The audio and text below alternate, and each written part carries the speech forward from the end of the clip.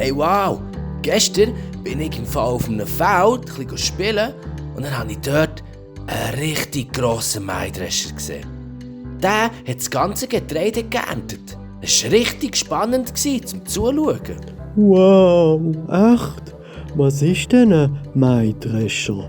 Also ein Mähdrescher ist eigentlich eine ganz grosse Maschine, die das Getreide vom Feld erntet. Ein Mähdrescher tut eben mähen, dreschen und so das Getreide trennen. Oh, das klingt kompliziert. Wie funktioniert das denn? Also zuerst schneidet der Mähdrescher das Getreide mit einem grossen Messer ab. Zack! Dem sagt man das Schneidwerk. Nachher wird das Getreide in die Maschine hineingezogen. Und was passiert dann? Nochmal später kommt das Getreide in die Dreschtrommel. Dort werden die Körner von den Halmen getrennt. Die Körnchen fallen dann durch ein Sieb runter und werden in einem grossen Behälter gesammelt. Wow, aber Mau, was passiert mit den Halm? Die Halme, oder eigentlich sagt man dem dann auch Stroh, das Stroh kommt dann einfach hinten bei der Maschine raus. Und das Stroh, das kann man dann brauchen als Futter für Tiere. Oder auch zum Schlafen. Kann man wie ein Bettchen daraus machen. Das ist ja praktisch. Wow. Und was macht man mit den Körnern?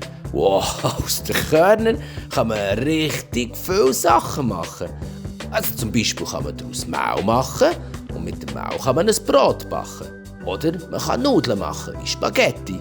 Oder sogar ein Müsli zum Morgen. Wow, das ist toll. So ein Mähdrescher nimmt dem Bauer sicher viel Arbeit ab, oder? Wow, ja, ohne Mähdrescher müssten die Bauern alles von Hand machen. Das würde viel länger dauern und es wäre richtig anstrengend. Ach Mau, ich würde so gern mal auf einem Mähdrescher mitfahren und sehen, wie das alles funktioniert. Das wäre super! Wir müssen unbedingt mal fragen, ob wir das dürfen. Das wäre ein richtig gutes Abenteuer für uns zwei. Ja, das machen wir mal. Ich freue mich schon drauf. Wow! Ich auch! Es wird bestimmt mega spannend!